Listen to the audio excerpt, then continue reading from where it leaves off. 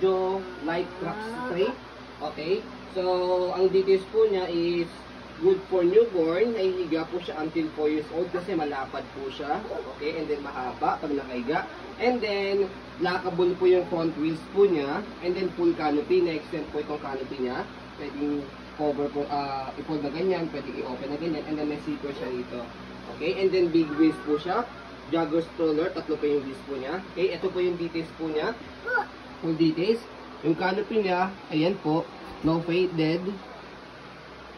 No discoloration. Not faded, sorry. No discoloration.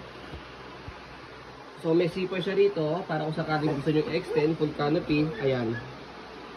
Okay. So, kung gusto nyo makita si baby, ayan. Peekaboo. Ayan. Para pumasok pa rin yung hangin. Hindi mag-block. Okay. Pag i-fold. Ganyan lang. Okay. So, ito po yung pad po natin. Malapad siya. Okay. And then, mahaba. Ayan. Already wash na po ito. Ready to use na. 5 harness. Safe na safe si baby. Wala pong putol. Click nyo lang dito sa gitna. Ayan. Okay.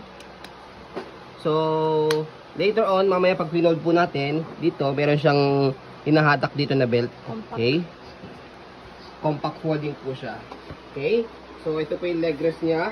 Ayan. Adjustable din po yan. Pagka nakaupo, may pinipress dito sa ilalim. And then, baba.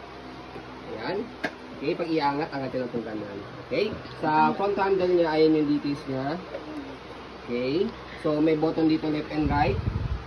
Pag gusto niyo pong tanggalin, press and then hatak. Okay.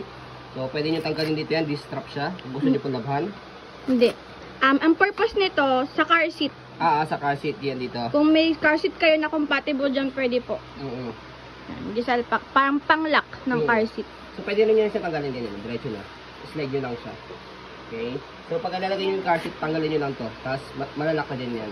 Okay. Parang katulad sa ibang, parang katulad sa Juba. Or Joe na, LX Muse. May stroller. Okay, and then ito yung footrest niya. Ayan yung details. Okay. So, dahil pre-lap po ito, expect scratch po. Yan. I-restore po namin po yan. Okay, para mas gumanda po. Okay. Ayan. I-restore po yung scratch para hindi po makita-scratch. Okay. Para hindi pangit tingnan. Para hindi siya pangit at syempre po, para sa mga maselan, magustuhan pa rin po nila. Ayan yung wheel sa harapan, okay na okay. Makapal po siya, hindi po siya pudpod.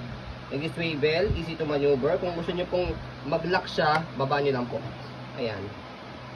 Okay, one way lang po yung takbo niya. Angat nyo lang po para mag-swivel.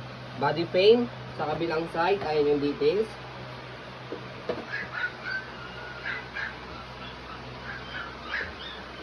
Okay, laki ng gulong. Okay, fit for big babies. Ayan. Okay. Stopper. So, yung stopper, baba nyo lang po ito. Naka-cable po yan. One connector. Ayan. Naka-stop. Angat nyo lang po para mag-go. Okay. So, dito ay yung basket muna. Malaki siya. Okay. Marami kayong pwede mailagay. Dito siya ina-adjust kung gusto nyo pong ihiga. Press nyo po ito. Pull down and then baba. Okay. So, atake nyo lang naman po ito kung gusto nyo pong i-semi-reclined or i-upo. Okay. So, pakita lang po namin sa inyo paano makahiga. Okay. Okay. Ayusin lang natin ito. Ayan. Okay.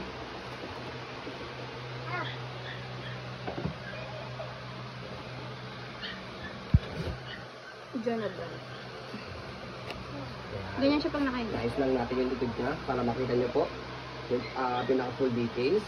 So, yung kabilang side muna.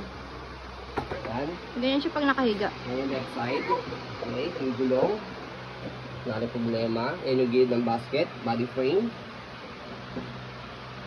Okay, so ganito naman po siya kapag nakahiga. Ayan, makikita nyo po malapad. Saka mahaba. Kaya pwede sa mga chubby baby. O, iba-fold.